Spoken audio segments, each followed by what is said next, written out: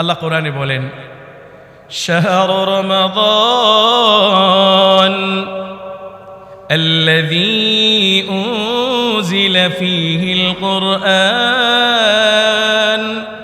هدى للناس।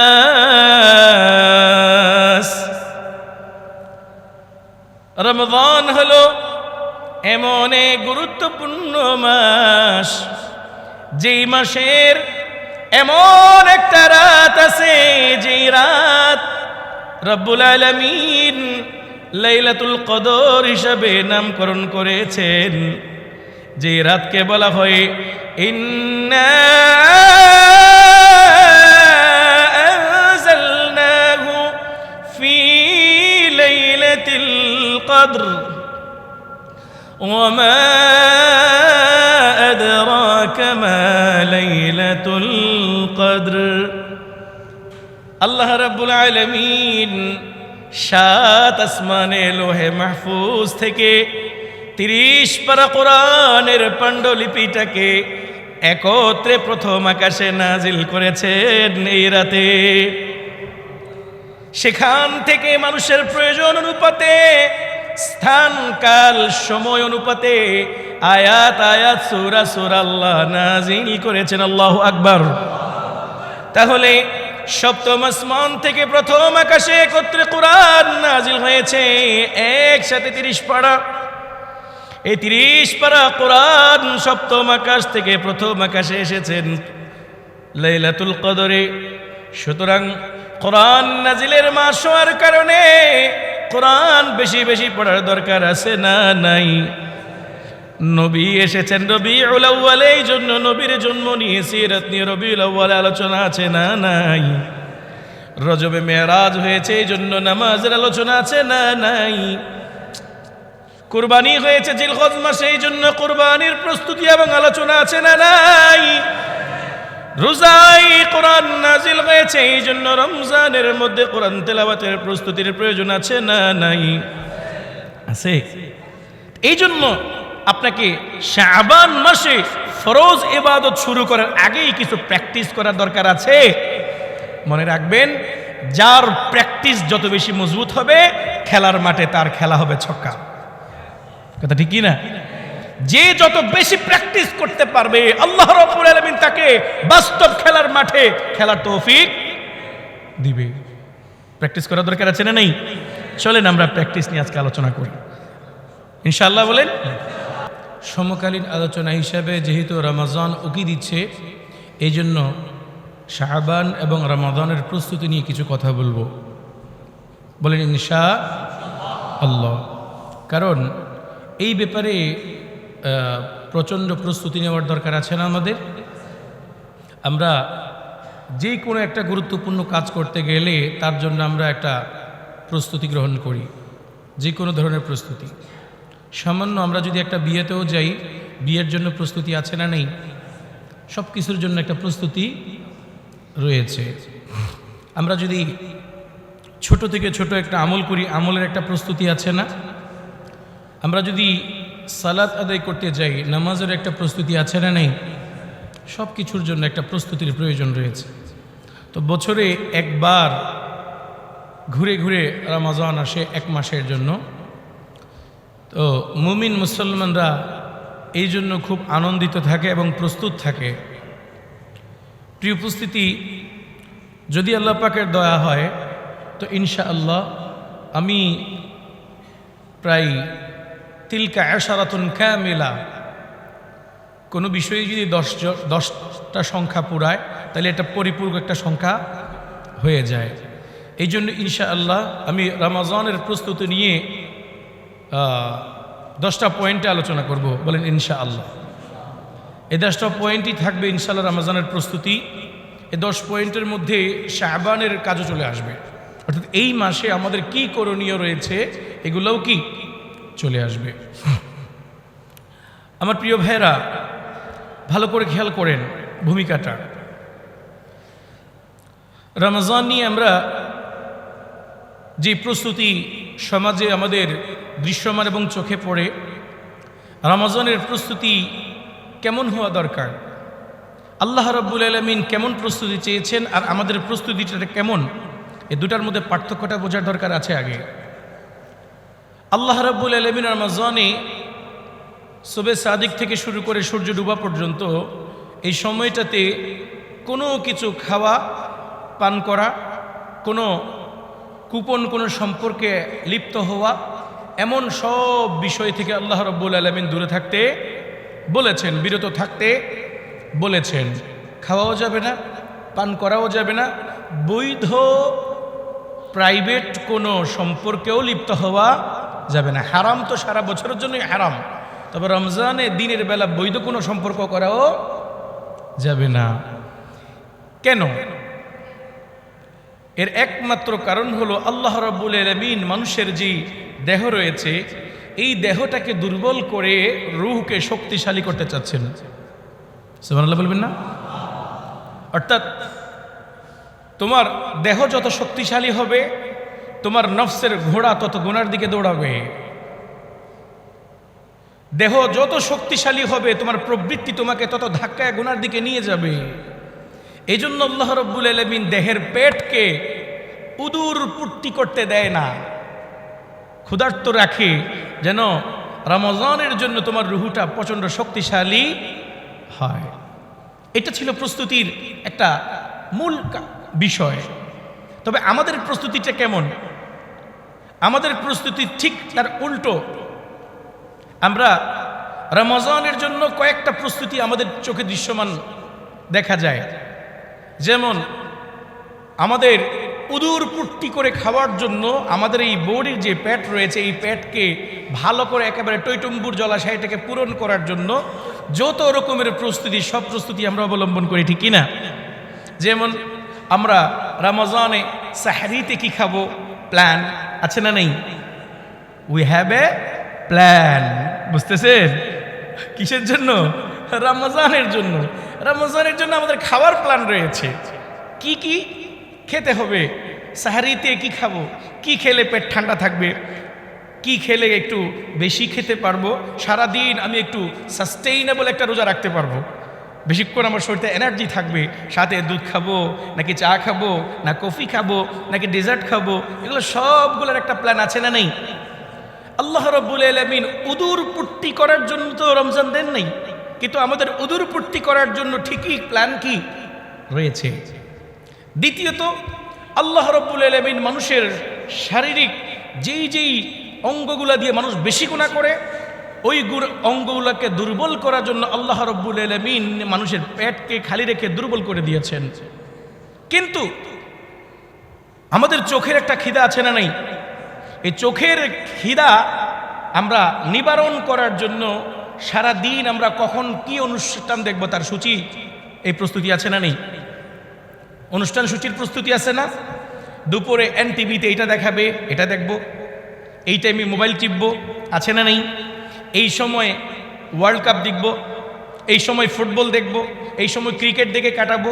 এই যে চোখের একটা ভোগ, খিদা, এই খিদা নিবারণের জন্য আমাদের প্রস্তুতি আছে না নেই? আছে। শারীরিক যে চাহিদা, শারীরিক একটা খিদা আছে না নেই? এটার জন্য আমাদের প্রস্তুতি রয়েছে। কেউ প্রস্তুতি নেই, চলো আমরা এবার রমজানে ব্যাডমিন্টনের কোর্ট করে সারা রাত ব্যাডমিন্টন করে খেলে কাটাবো, আছে না নেই? কেউ চিন্তা করে যে আমরা টার্পে গিয়ে আমরা ক্রিকেট খেলে সারা রাত কাটাবো। কেউ চিন্তা করে যে রমজানের সারা রাত নাটক দেখে কাটাবো, কারণ সিনেমা তো দেখা যাবে না, নাটক দেখা যাবে, কারণ নাটক তো সামাজিক। নাটক কি? সামাজিক। আবার কেউ চিন্তা করে যে রমজানের রাতগুলোতে ফুটবল খেলে কাটাবো। আবার কেউ চিন্তা করে যে রমজানের রাতগুলা সারা রাত আমরা বন্ধুদের সাথে আড্ডা করব আর এটা খাবো ওইটা খাবো, বারবিকিউ খাবো, এটা খাবো, এইভাবে করে বন্ধুদের সাথে আড্ডায় রমজানের রাতটা কাটাবো। তাহলে আমাদের রমজানের প্রস্তুতি দেখেন, আমরা চোখের খিদা নিবারণের জন্য রমজানের প্রস্তুতি গ্রহণ করি, দেহের খিদার নিবারণ করার জন্য আমরা রমজানের আমাদের প্রস্তুতি রয়েছে, আমাদের প্রবৃত্তি নফসের খিদা নিবারণ করার জন্য আমাদের চরম প্রস্তুতি রয়েছে। আমাদের সব ধরনের প্রস্তুতি আমাদের রমজানের মধ্যে আছে না নাই?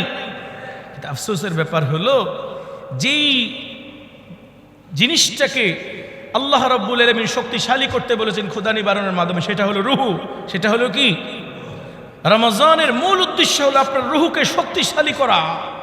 এই রুহুকে শক্তিশালী করার জন্য প্রস্তুতি খুব কম মানুষের রয়েছে, ঠিক কি না? এই পেলেন কয় শ্রেণীর মানুষ?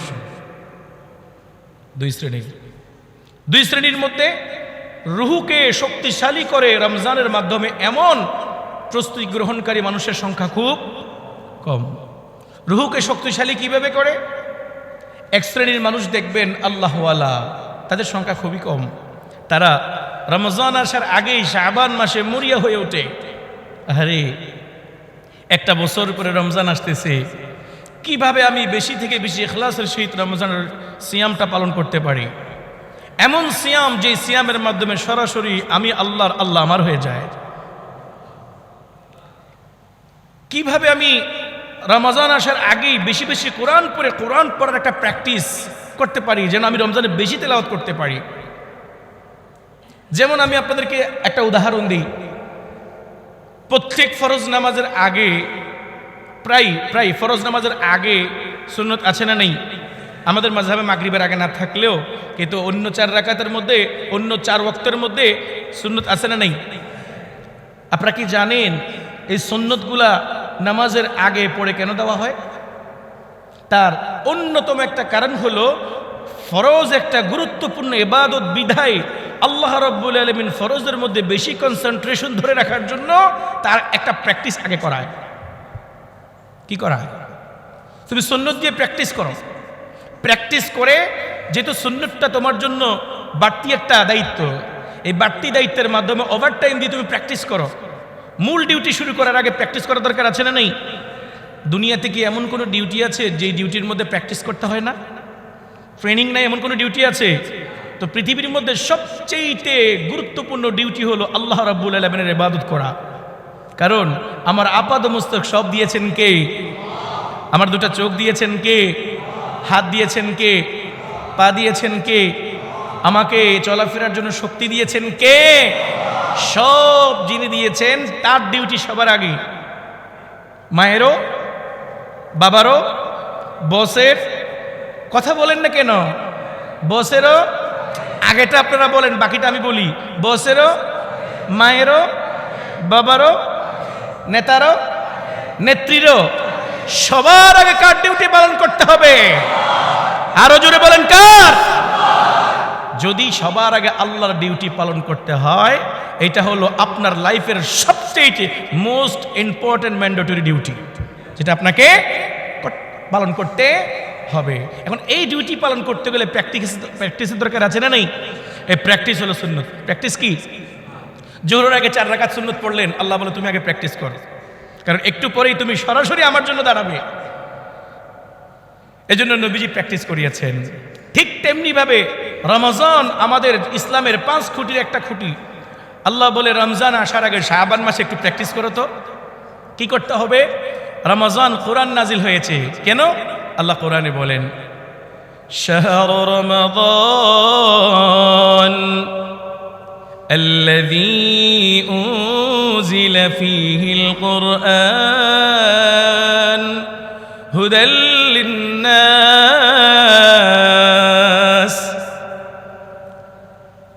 রমজান হলো এমন এক গুরুত্বপূর্ণ মাস, যেই মাসের এমন একটা রাত আছে, যেই রাত রব্বুল আলামিন লাইলাতুল কদর হিসাবে নামকরণ করেছেন। যে রাতকে বলা হয় ইন্না আনজালনাহু ফি লাইলাতিল কদর ওয়া মা আদরাকা মা লাইলাতুল কদর। আল্লাহ রাব্বুল আলামিন 7 আসমানে লোহে মাহফুজ থেকে 30 পারা কোরআনের পাণ্ডুলিপিটাকে একত্রে প্রথম আকাশে নাজিল করেছেন এই রাতে। সেখান থেকে মানুষের প্রয়োজন অনুপাতে, স্থান কাল সময় অনুপাতে আয়াত আয়াত সূরা সূরা আল্লাহ নাজিল করেছেন। আল্লাহু আকবার। তাহলে সপ্তম আসমান থেকে প্রথম আকাশে একত্রে কোরআন নাজিল হয়েছে একসাথে 30 পারা। এই 30 পারা কোরআন সপ্তম আকাশ থেকে প্রথম আকাশে এসেছেন লাইলাতুল কদরে। সুতরাং কোরআন নাজিলের মাস হওয়ার কারণে কোরআন বেশি বেশি পড়ার দরকার আছে না নাই?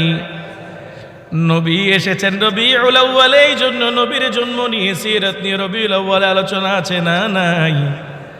রজবে মেরাজ হয়েছে, এই জন্য নামাজের আলোচনা আছে না নাই?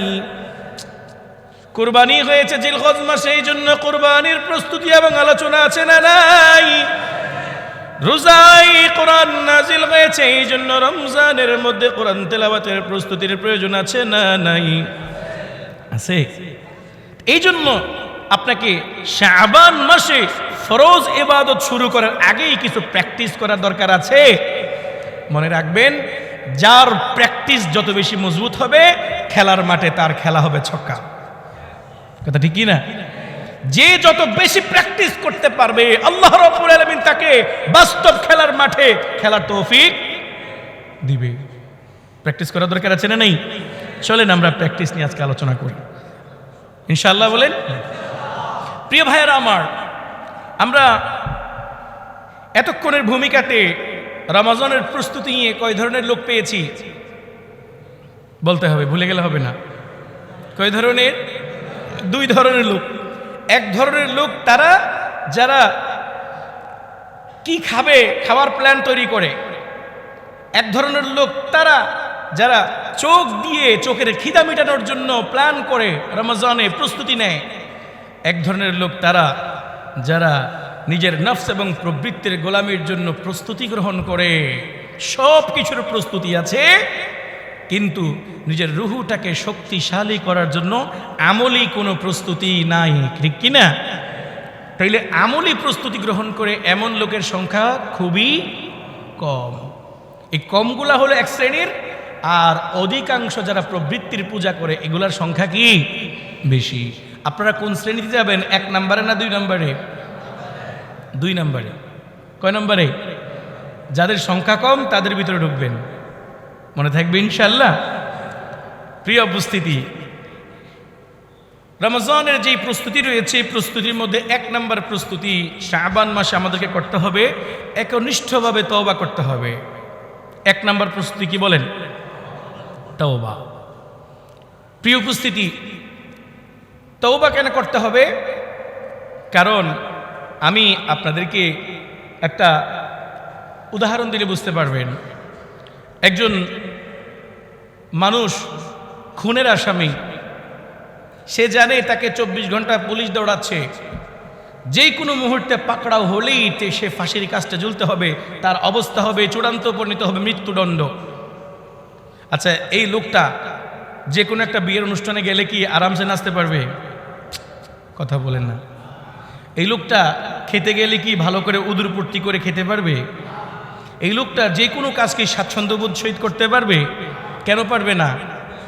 কারণ তার ভিতরে একটা টেনশন, আমাকে যে কোনো সময় পাকড়াও করবে পুলিশ, পাকড়াও করলেই আমার মৃত্যুদণ্ড কার্যকর হবে। এখন আমি আপনাদেরকে প্রশ্ন করি, দুনিয়ার মৃত্যুদণ্ড এটা কি চূড়ান্ত? দুনিয়ার শাস্তিটা কি চূড়ান্ত? আরে ভাই, যেই শাস্তির শেষ আছে এটা শাস্তি নয়, যেই খুশির শেষ আছে এটা খুশি নয়, যেই আরাম ফুরিয়ে যাবে এটা কখনো আরাম হতে পারে না। সুতরাং দুনিয়ার শাস্তিও শাস্তি নয়, দুনিয়ার আরামও আরাম নয়, দুনিয়ার অশান্তিও অশান্তি নয়। আসল অশান্তি জাহান্নামে, আসল শান্তি জান্নাতে, আসল বিচার হবে হাসরে, ঠিক কি না? তো এই জন্য একজন মুসলমানের জন্য হওয়া দরকার ছিল উল্টোটা। যেই মুসলমান বছরে 11 মাস পর্যন্ত সারা দিন গুনাহতে লিপ্ত, ওয়াক্ত অনুযায়ী নামাজ পড়ে না, আল্লাহর সাথে নাফরমানি করে, একাকিত্ব গুনাহ করে, লোকসম্মুখ গুনাহ করে, আপাদ মস্তক গুনাহ দিয়ে ভর্তি, এই মানুষটা যদি শেষ বিচারে আল্লাহর সামনে দাঁড়ায়, তার চূড়ান্ত পরিণতিটা কি ভয়াবহ হবে? এটা দুনিয়ার মৃত্যুদণ্ডের চাইতে কম নাকি বেশি? আয় হায়, অনেক বেশি তার জন্য বড় শাস্তি হয়ে যাবে। আপনাদের খেয়াল আছে এদিকে?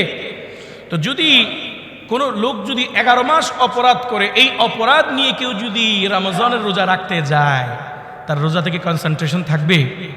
কথা বলেন। ইখলাস থাকবে? সারা 11 মাস যেই ব্যক্তি গুনার বোঝা মাথায় নিয়ে রাখছে, এই মানুষটা যদি এই গুনাহগুলাই নিয়ে আবার রমজানের রোজা রাখতে যায়, তার রোজাটা কি মকবুল রোজা হওয়ার সম্ভাবনা রয়েছে? ইখলাসওয়ালা রোজা হওয়ার সম্ভাবনা রয়েছে?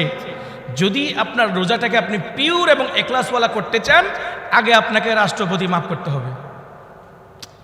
যদি রাষ্ট্রপতি বলে যে তোমার মৃত্যুদণ্ড মওকুফ করে দিলাম, এখন দেখবেন সে ফুরফুরা, এতদিন তার চোখের কোটা টোটা সব কালো হয়ে গেছে, ক্যান্সারের রোগীর মতো হয়ে গেছে, খেতে পারে না, গাল টাল ভেঙে গেছে। এখন যখন বলছে রাষ্ট্রপতি তোমাকে মৃত্যুদণ্ড মাফ করে দিয়েছে, এখন সে ফুরফুরা, 1 সপ্তাহের মধ্যে মোটা তাজা হয়ে গেছে, আছে না নেই?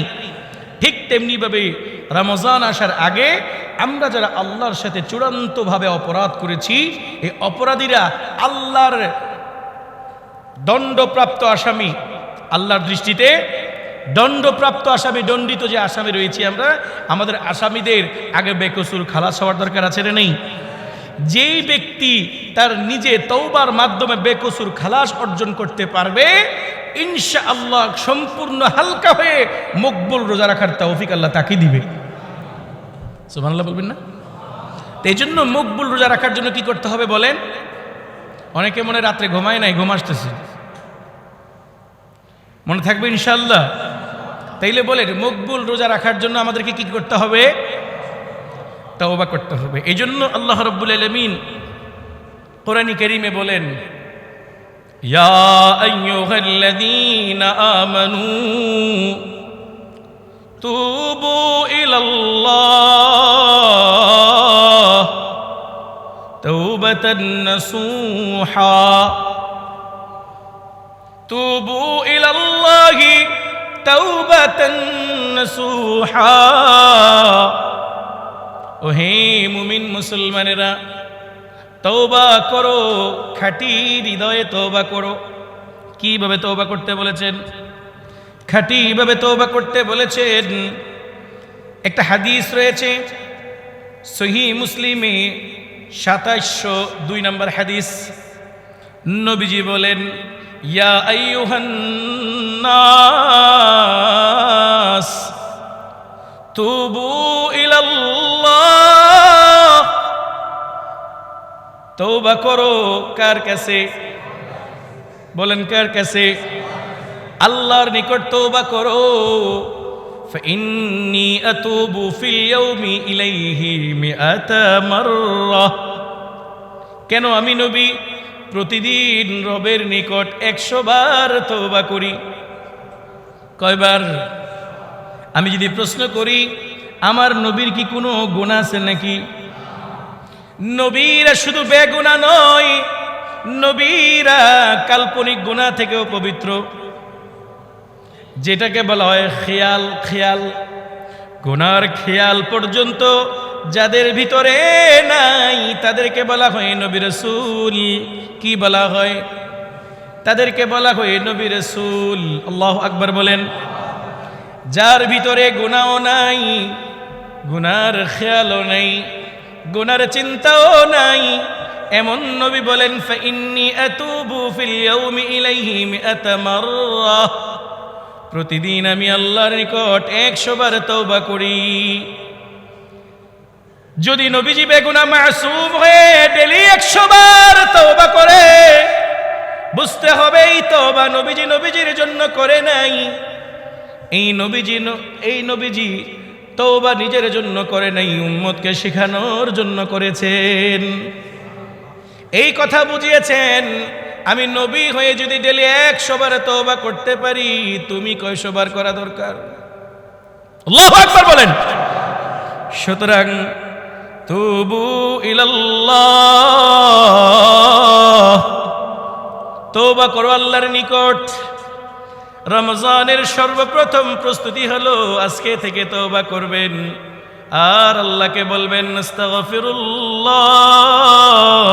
ওই যে শিখাইছিলাম, আস্তাগফিরুল্লাহ, আস্তাগফিরুল্লাহ, আস্তাগফিরুল্লাহ।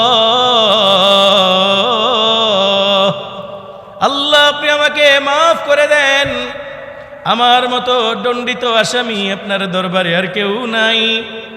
আমার মতো নগণ্য অপরাধী গুনাহগার আসমানের নিচে জমিনের উপরে আর কেউ নাই। আল্লাহ আপনি আমাকে ক্ষমা করে দেন।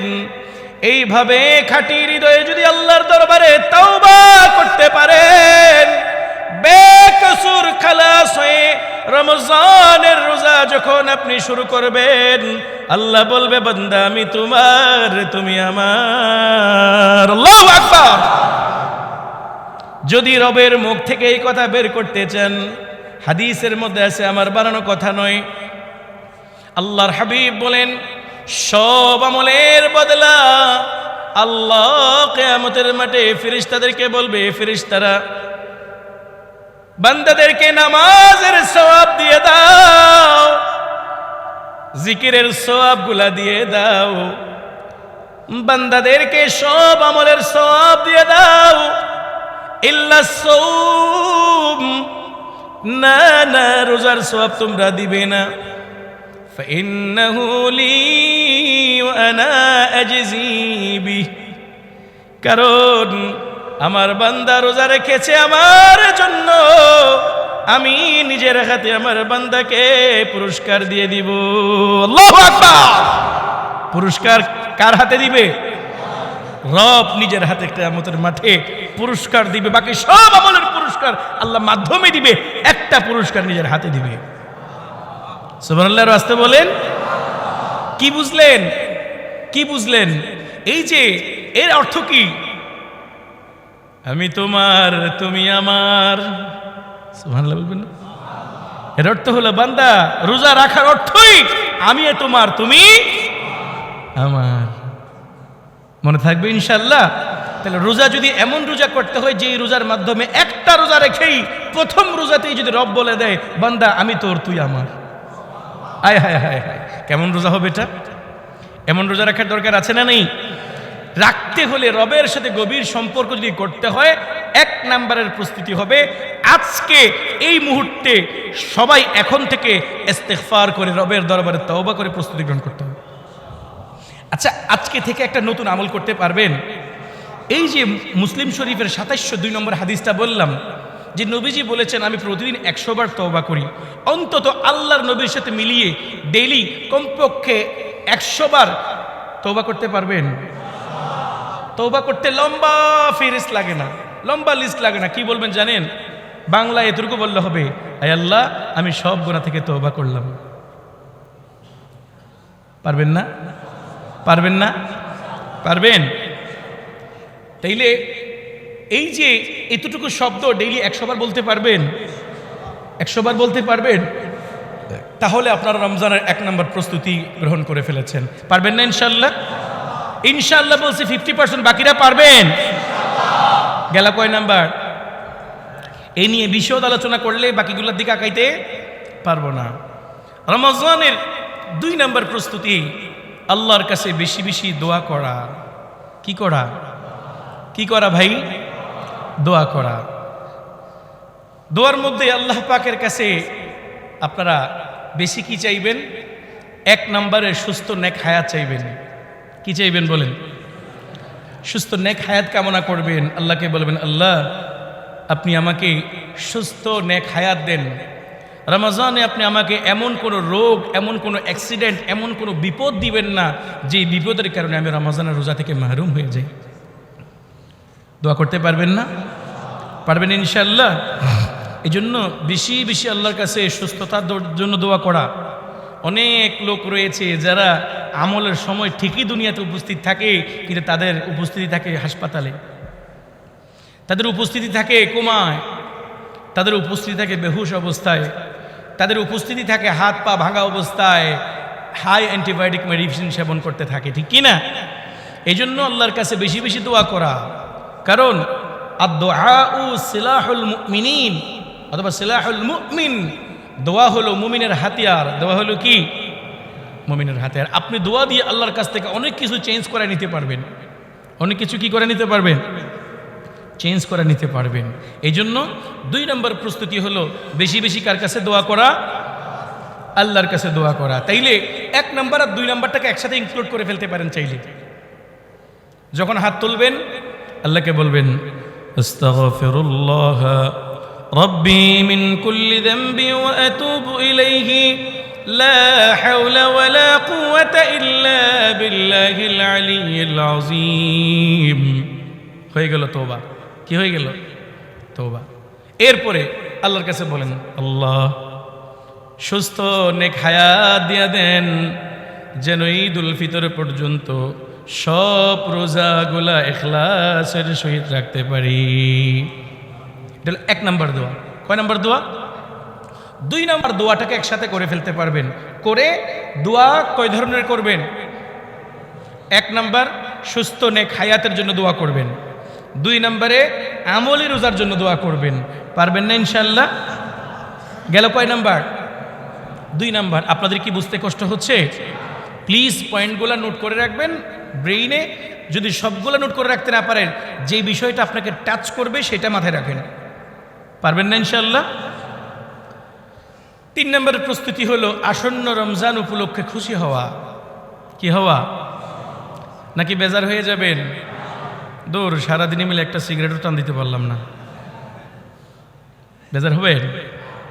পানখুররা ইসরে সারাদিন আর জর্দা খাওয়া হবে না, এরকম নারাজ হওয়া যাবে? আর অতিরিক্ত যারা খাওয়ার আমল করে, আহারে একবেলা খানা থেকে বঞ্চিত, এতক্ষণ থাকতে কষ্ট বেশি, এরকম নারাজ হওয়া যাবে? নারাজ হওয়া যাবে? আহা ভাই, যারা সিগারেটে অভ্যস্ত তারা রমজানকে একটা মোক্ষম সুযোগ মনে করতে পারেন ছেড়ে দেওয়ার জন্য। কিসের জন্য? ছেড়ে দেওয়ার জন্য না বললে তো আবার আরেকটা মনে করবে। রমজানকে একটা কি সিগারেটের অভ্যাস ত্যাগ করার জন্য রমজানকে একটা মোক্ষম সুযোগ মনে করতে পারেন। মনে করেন যে এই রোজাটা আপনার জীবনের শেষ রোজা, আমি এই রোজাতে সিগারেট ছাড়বই ছাড়বো। আচ্ছা, আমি আমার জানা মতে বাংলাদেশে লক্ষ লক্ষ সিগারেট সেবন করে সিগারেট খায় এমন লোক আছে যারা রোজা রাখে। কি রাখে? কথা বলেন, কি রাখে? আচ্ছা, যেই লোকটা শবে সাদিক থেকে শুরু করে ইফতার পর্যন্ত সিগারেট একটাও টান না দিয়ে থাকতে পারে, এই লোকটা কি বাকি রাতটা থাকতে পারবে না? থাকতে পারবে। তো যেই লোকটা সারাদিন সিগারেট না ধরে থাকতে পারে, এই লোকটা কি রাত থাকতে পারবে না? আয় হায়, তো আপনি সারাদিন না খেয়ে থাকতে পারছেন, তো বাকি সময়টা না খান না। সারাদিন না খাওয়া অবস্থায় অস্থির হয়ে থাকে, কখন ইফতারের টাইম হবে, পানি মুখে দিয়ে, খেজুরটা মুখে দিয়ে আগে বোম্বা টান, মাগরিবের নামাজ পড়ে আগে মাথা ঠিক কর, মানে নামাজেই তো মনোযোগ থাকবে না। সিগারেট না খাইলে নামাজে কি থাকবে না? মনোযোগ থাকবে না। আগে মাথা ঠান্ডা কর, আগে কি ঠান্ডা কর? মাথা ঠান্ডা কর। আছে না নাই? আহারে, এমনও লোক আছে পানি খাওয়ার পর প্রথমে বিড়ি ধরায়, আছে না নেই? আছে। এগুলা করা যাবে? যাবে না। এই জন্য রমজানকে আপনি মোক্ষম সুযোগ মনে করে আপনাকে আগে সিগারেট সেবন ছাড়তে হবে। কথা বুঝতেছেন? সিগারেট সেবন বড় মারাত্মক। আমি ছোট্ট একটা কথা মনে পড়েছে, মনে অনেক বছর আগে বলেছিলাম, আবার বলি, একটা হাস্যকর কথা আর কি, মজার কথা। আমাদের এই 19 নং ওয়ার্ডে হাকিম ফজলুল করিম একটা মসজিদ রয়েছে। এই মসজিদে একজন বলছিল আর কি, ওনাকে নাকি একজন জিজ্ঞেস করছে যে হুজুর, আল্লাহ পাক কোরআনে কারীমে বলছে মা তাশতাহি আনফুসুকুম, তোমরা জান্নাতে যা চাও আল্লাহ তাই দিবে। হুজুর, আমি তো ডেইলি 1 প্যাকেট সিগারেটের কমে থাকতে পারি না, জান্নাতে কি আমার সিগারেট দিবে?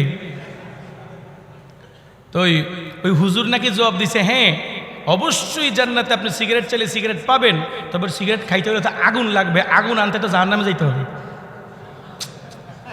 জান্নাতে কি আগুন আছে? জান্নাতে তো আগুন থাকবে না। তো সিগারেট আপনি চাইবেন, সিগারেটটা নিয়ে সিগারেট খাওয়ার জন্য যাইতে হবে কই? জাহান্নামে। কারণ আগুন আছে কই? জাহান্নামে। তো এই জন্য সিগারেটে যারা অভ্যস্ত তারা বেশি খুশি হয়ে না যে জান্নাতে গেলেও সিগারেট পাবেন, কারণ এই সিগারেট ধরাইতে গেলে ঢুকতে হবে কই? একবার যদি জাহান্নামে ঢুকেন, মামুরা আর মামু থাকবেন না, কয়লা হয়ে যাবেন। কি হয়ে যাবেন?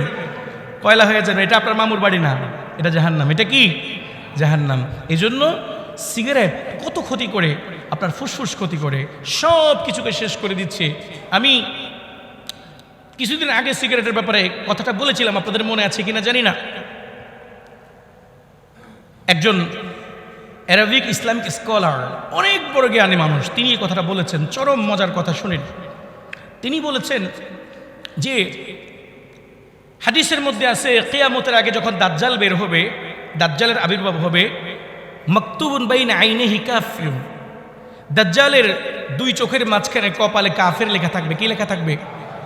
কিন্তু আল্লাহ রাব্বুল আলামিন দাজ্জালকে চূড়ান্ত পরীক্ষা করার জন্য, মানুষের ঈমানের চূড়ান্ত পরীক্ষা নেওয়ার জন্য দাজ্জালকে এমন কিছু শক্তি দিবে যেই শক্তিগুলো আসলে অলৌকিক, বিরল, পাওয়া যায় না। যেমন মুর্দাকে জিন্দা করা, এই শক্তিটা আল্লাহ দাজ্জালকে দিয়ে দিবে। একটা মানুষকে দুই ভাগ করে চিরে ফেলে ওইটাকে আবার লাগায়া জিন্দা করে ফেলতে পারবে, এমন শক্তি পর্যন্ত আল্লাহ দাজ্জালকে দিবে। তো দুর্বল ইমানদাররা তাকে খোদা দাবি করবে। দুর্বল ইমানদাররা কি দাবি করবে? তো সেই বিখ্যাত স্কলার এই একটা প্রশ্ন করেছেন যে দাজ্জালের দুই কপালের মধ্যখানে কাফের লেখা থাকবে, তারপরেও কি মানুষ তাকে খোদা মানবে? তো তিনি উত্তর দিয়েছেন, যেই মুসলমানরা সিগারেটের প্যাকেটে ক্যান্সার হয়, সিগারেট সেবন করলে ক্যান্সার হয়, সিগারেট সেবন করলে আপনি ইনজুরি হয়ে যাবেন, সিগারেট সেবন আপনাকে মৃত্যু ঘটায়, ধূমপান কি ঘটায়? মৃত্যু ঘটায়। সিগারেটের প্যাকেটে মৃত্যু ঘটায় এই লেখা দেখেও যেই মুসলমান সিগারেট খায়, সিগারেট থেকে দূরে থাকে না, এই মুসলমান দাজ্জালের কপালে কাফের দেখেও তাকে খোদা মেরে ফেলবে। আমি কি কথা বুঝাতে পেরেছি? সিগারেটের প্যাকেটে মৃত্যু ঘটায় দেখে যেই মুসলমান সিগারেট ছাড়তে পারে না, সিগারেটকে খুব আপন করে নেয়, ভাত খাইলে খাক এই সিগারেট লাগবে, সেই মুসলমান দাজ্জালের কপালে কাফের লেখা দেখলেও তাকে খোদা মানতে পারে। এই জন্য প্লিজ, রমজান আসতেছে, সিগারেট সেবনকারীরা প্রস্তুতি গ্রহণ করেন। সিগারেট সেবনকারীরা শুধু নিজের ক্ষতি করে না, সমাজের ক্ষতি করে। কথা ঠিক কিনা? সিগারেট সেবনকারীরা অনেক সময় সহ্য করতে না পারে বাসে সিগারেট সেবন করে, অন্যান্য যাত্রীর কষ্ট হয় কি না?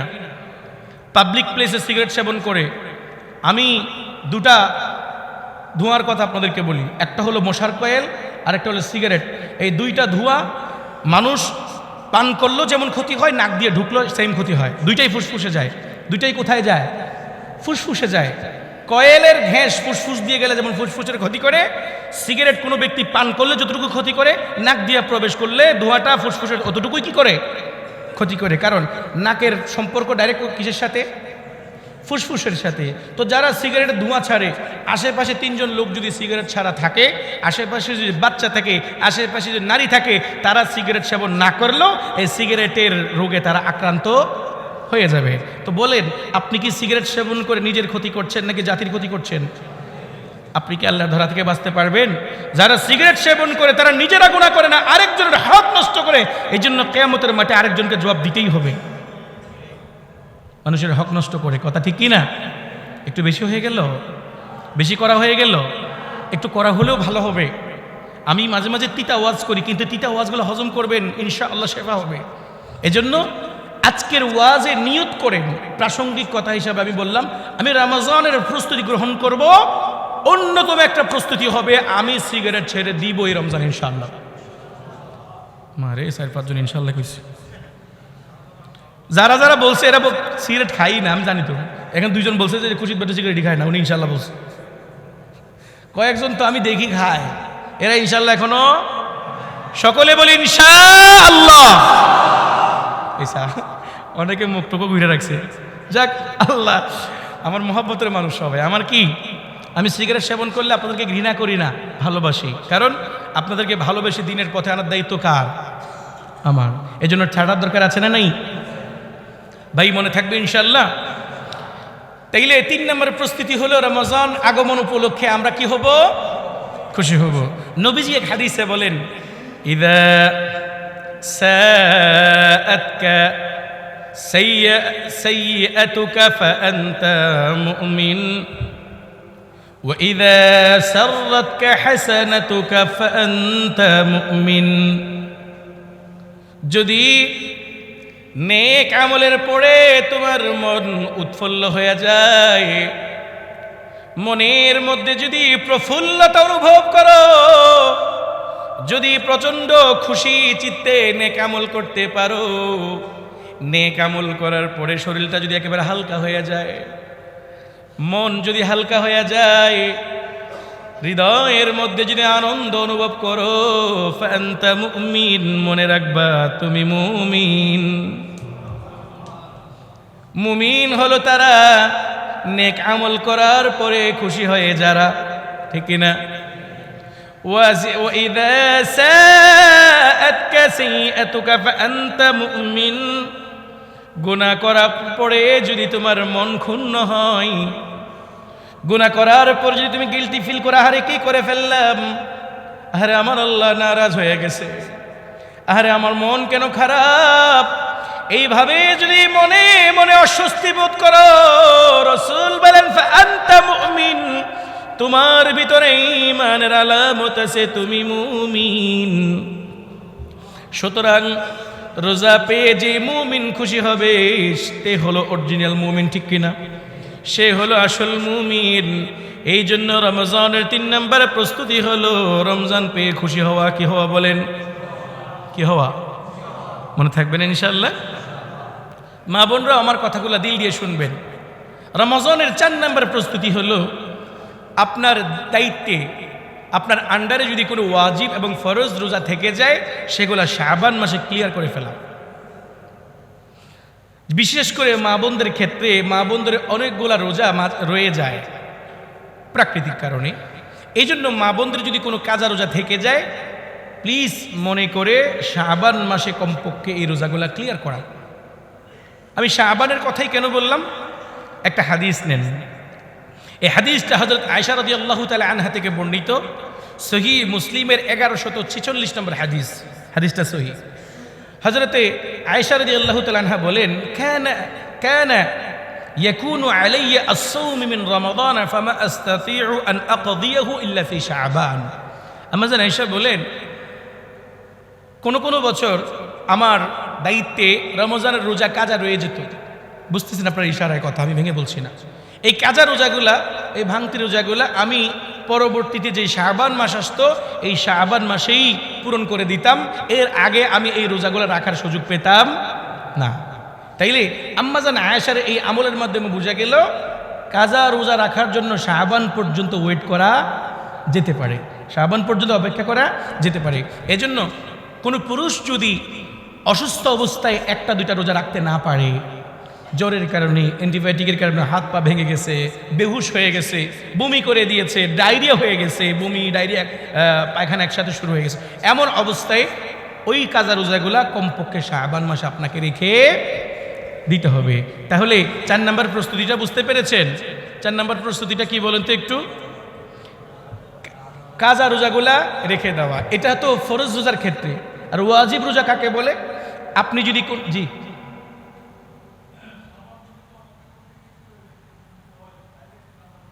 হ্যাঁ, সুন্দর একটা প্রশ্ন এসেছে, এটাও একটা সুন্দর প্রশ্ন। শাবান পর্যন্ত অপেক্ষা করতে গিয়ে যদি কোনো ব্যক্তির মৃত্যু হয়ে যায় তাহলে কি করবে? এটার জবাব হলো, ভালো করে বুঝেন।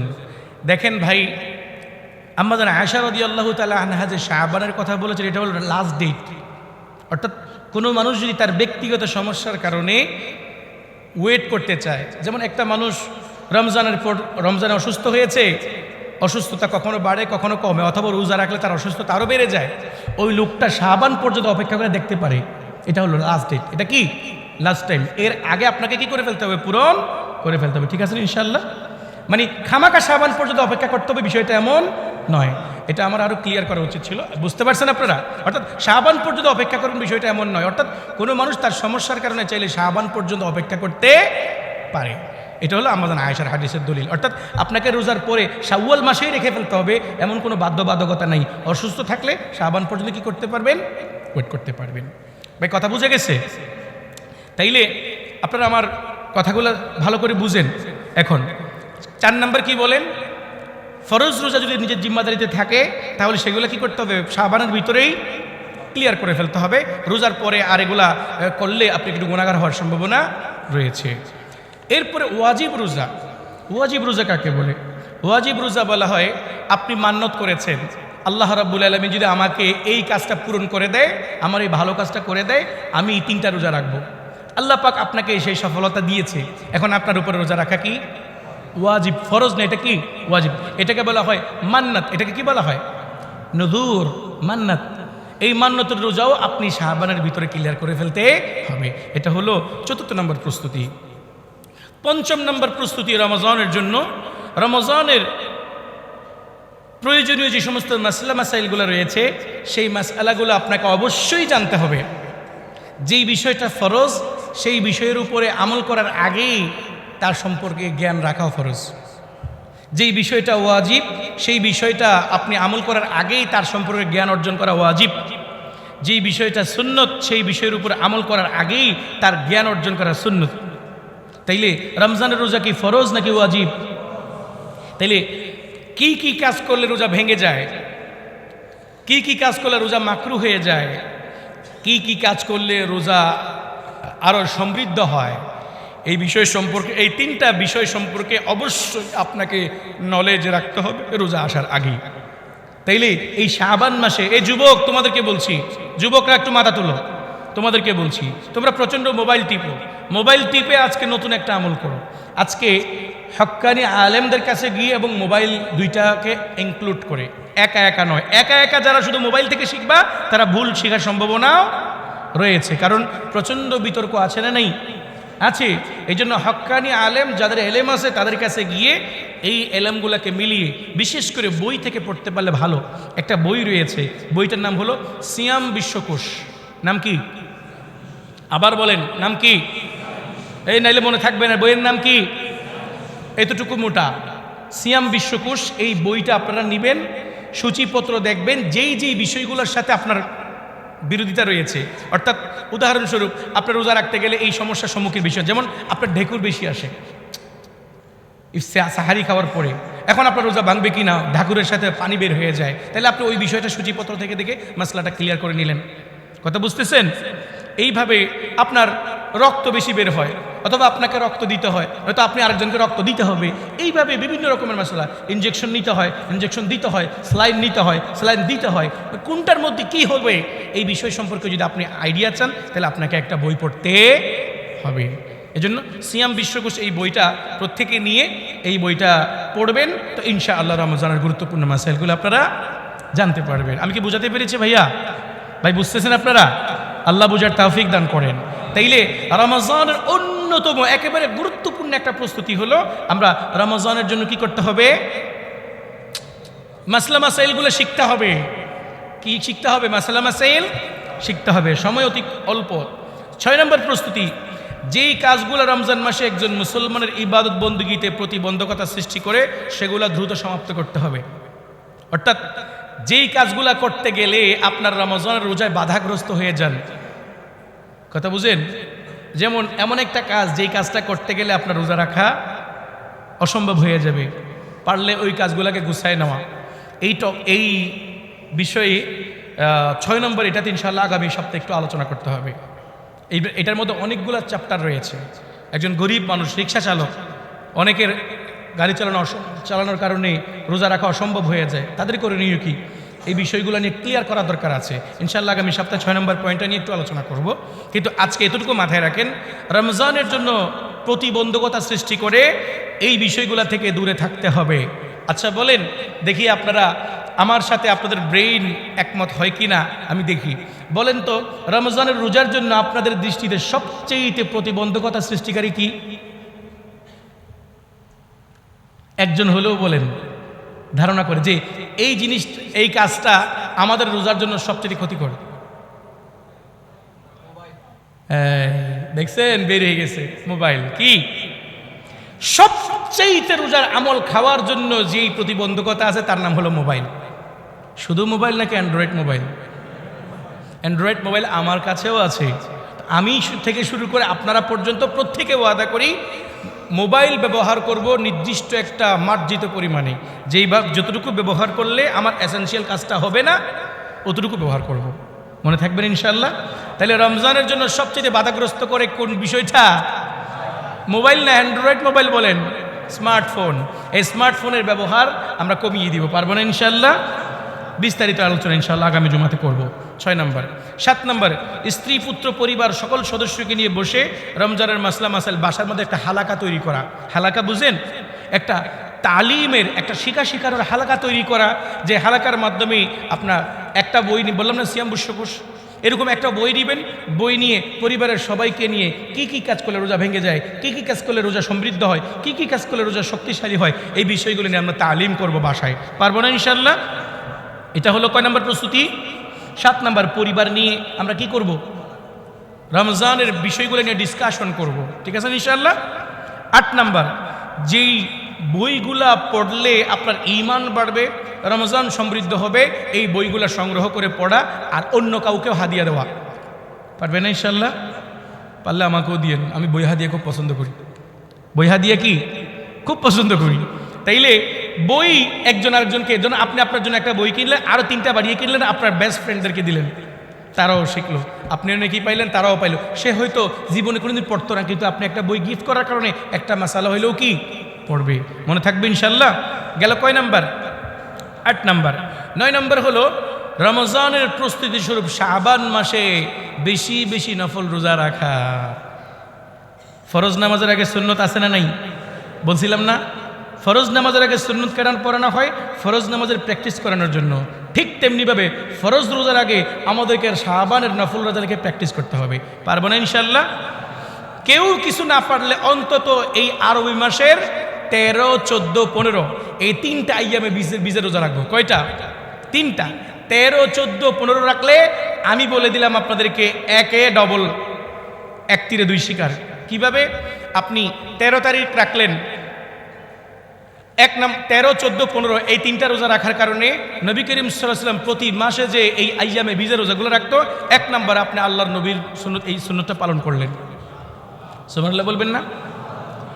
2 নম্বর শিকার হলো এই 13, 14, 15-র মধ্যে 15 শাবান, লাইলাতুন নিসফি মিন শাবান রয়েছে, যেটাকে আমরা শবে বরাত বলি। এই শবে বরাতটাও ঢুকে যাবে এখানে। সুবহানাল্লাহ বলে না? তাইলে একই দিনে আপনি 2 রকমের রোজার সওয়াব পাইলেন। আইয়ামে বীজের সওয়াবও পেয়ে গেলেন, আবার শবে বরাতের সওয়াবও পেয়ে গেলেন। শবে বরাতের রোজা হলো 15 শাবান। 15 কি? তাইলে 15 শাবানের আগে 14 একটা রেখে দেন, 2টা, 13 একটা রেখে দেন, 14 একটা রেখে দেন, তাইলে কি হয়ে গেল? আইয়ামে বীজের রোজা হয়ে গেল, শবে বরাত হয়ে গেল। ভাই পারবো না ইনশাল্লাহ? তাইলে যদি পারি, সক্ষম হই, তাইলে বেশি বেশি নফল রোজা রাখবো। রাখতে না পারলে কমপক্ষে এই 3টা রোজা রাখলে 1 2 সওয়াব। একে কয় সওয়াব? 1 নম্বর হলো আইয়ামে বীজের রোজা রাখার সওয়াব, 2 নম্বর হলো শবে বরাতের রোজা রাখার কি সওয়াব। আমাদের অনেক ভাইয়েরা আছে যারা শবে বরাতের রোজাটাকেই মানে না, বাড়াবাড়ি করে। আবার আমাদের অনেক ভাইয়েরা আছে শবে বরাতের রোজা নিয়ে প্রচণ্ড বাড়াবাড়ি করে, মানে এমনভাবে বাড়িয়ে দেয়, এটার ভিতরে হালুয়া রুটি অ্যাড করে দেয়, এটার ভিতরে গোস্ত মাছ মুরগি অ্যাড করে দেয়, এটার ভিতরে আরো অনেক রকমের বেদাত অ্যাড করে দেয়, আছে না নেই? তাইলে শবে বরাত উপলক্ষে হালুয়া রুটি ঢুকাই দিয়া, শবে বরাত উপলক্ষে বিভিন্ন দামি দামি খানাপিনা রান্না করে এটাকে একটা অনুষ্ঠান সূচি বানিয়ে ফেলা, এটাকে বিয়ের মতো একটা ঝাঁকজমক করে একটা অনুষ্ঠান বানিয়ে ফেলা, এটাও বেদাত। আর আমাদের কোনো ভাইরা যদি বলে শবে বরাত বলতে কিছুই নেই, এটাও ইসলামের মধ্যে ইফরাত ও তাফরিত, অতিরঞ্জন, ঠিক কি না? শবে বরাত কোনো আনুষ্ঠানিকতার নাম নয়, এটা হলো ব্যক্তিগতভাবে অধিক পরিমাণে আমল করার নাম। রাতের বেলায় বেশি বেশি নফল ইবাদত করবেন, দিনের বেলায় রোজা রাখবেন, এটা হলো শবে বরাতের অরিজিনাল আমল। আমি কি বোঝাতে পেরেছি? এখানে হালুয়া রুটি ঢুকাইয়েন না, হালুয়া রুটি এগুলা নেই। সময় তো চলে যাচ্ছে, 2 মিনিট ওভার হয়ে গেছে অলরেডি। গেল কয় নাম্বার? 9 নাম্বার কি 8 নাম্বার? কই আছে আপনারা, ঘুমে আছেন? 9 নাম্বার প্রস্তুতি। 10 প্রস্তুতির মধ্যে কয়টা গেল? 9টা। 9 নাম্বার প্রস্তুতি কি বলেছিলাম একটু বলেন তো প্লিজ। বেশি বেশি নফল রোজা রাখবো। বেশি বেশি রাখতে না পারলে কমপক্ষে এই মাসের 3টা রোজা রাখবো। আশা করি আমাদের লাইলাতুন নিসফি মিন শাবান পড়বে মঙ্গলবার দিবাগত রাত, অর্থাৎ মঙ্গলবারের দিনটা চলে গেলে রাতে সাহারি খাবো, বুধবারের দিনটাতে আমরা রোজা রাখবো। তো ইনশাআল্লাহ আপনারা প্রত্যেকেই লাইলাতুন নিসফি মিন শাবানের রাতে মসজিদে আসবেন। আমাদের মসজিদে হালকা কিছু কথা হবে এবং আপনাদের জন্য দোয়া হবে। বলেন ইনশাআল্লাহ, বলেন ইনশাআল্লাহ। এটা আশা করা যায় মঙ্গলবারের রাতে করতে পারি, কারণ ক্যালেন্ডার অনুযায়ী মঙ্গলবারের রাত হয়। তো যেই রাতেই হবে আপনারা জেনে ওই রাতে কি মসজিদে চলে আসবেন। কিন্তু আমার জানা মতে আমি মঙ্গলবারের রাত বললাম, বুধবারের রাত যদি হয় বুধবারের রাত, ঠিক আছে ইনশাআল্লাহ। আল্লাহ আমাদেরকে বোঝার তৌফিক দান করুক। গেল কয় নাম্বার? 9 নম্বর, এই ব্যাপারে সহিহ মুসলিমের একটা হাদিস আছে, হাদিসটা এখন বলতে পারছি না, আগামী জুমাতে বলবো ইনশাআল্লাহ। আচ্ছা, 10 নম্বর হলো বেশি বেশি কোরআন তেলাওয়াত করা এই মাসে। বেশি বেশি কি করা? কারণ এই মাসে যেই ব্যক্তি বেশি বেশি কোরআন তেলাওয়াত করবে সে রমজানে আরও বেশি তেলাওয়াত করতে পারবে। কেউ যদি এই মাসে 1 পৃষ্ঠা তেলাওয়াত করতে পারে সেই রমজানে 3 পৃষ্ঠা তেলাওয়াত করতে পারবে। কেউ যদি এই মাসে 3 পৃষ্ঠা তেলাওয়াত করে সেই রমজানে 9 পৃষ্ঠা করতে পারবে। প্র্যাকটিস কি মনে থাকবে ইনশাআল্লাহ। আল্লাহ রাব্বুল আলামিন আমাদের সবাইকে আমল করার তৌফিক দান করুন। আমি আপনাদেরকে একেবারে 30 সেকেন্ডের মধ্যেই 10টা বিষয় বলে দিচ্ছি। রমজানের পূর্বে শাবান মাসের 10 প্রস্তুতির 1 নম্বর, একনিষ্ঠভাবে আল্লাহর দরবারে তওবা করে নিজেকে পিওর করা। 2 নম্বর, আল্লাহর দরবারের সুস্থতা এবং নেক আমলের বেশি বেশি নেক আমলের জন্য দোয়া করা। 3 নম্বর, এই মাসের আগমন উপলক্ষে খুশি হওয়া বেশি বেশি। 4 নম্বর, ওয়াজিব এবং ফরজ রোজা নিজের দায়িত্বে থেকে গেলে সেগুলো পূরণ করে দেওয়া, আদায় করে দেওয়া। 5 নম্বর, রোজার মাসলা মাসাইলগুলো একটা নির্দিষ্ট কিতাব থেকে জেনে নেওয়া। 6 নম্বর, যেই কাজগুলা রমজানের রোজাকে প্রতিবন্ধকতা সৃষ্টি করে এমন কাজগুলোকে গুছিয়ে নেওয়া। কয় নম্বর গেল? 6 নম্বর। 7 নম্বর, স্ত্রী পুত্র পরিবার নিয়ে ডেইলি তালিম করা রমজানের প্রস্তুতির জন্য। 8 নম্বর, যেই বইগুলা পড়া যায় রমজানের রোজায় ঈমান বাড়বে, রমজানের রোজা শুদ্ধ হবে, ওই বইগুলা নিজেও পড়া আরেকজনকে হাদিয়া দেওয়া। 9 নম্বর, রমজানের প্রস্তুতি স্বরূপ শাবান মাসে বেশি বেশি নফল রোজা রাখা, না পারলে 13, 14, 15 আইয়ামে বিজের রোজাগুলো রাখা। 10 নম্বর, বেশি বেশি কোরআন তেলাওয়াত করা। আল্লাহ রাব্বুল আলামিন আমাদের সবাইকে রমজানের পরিপূর্ণ প্রস্তুতি গ্রহণ করার তৌফিক দান করুন।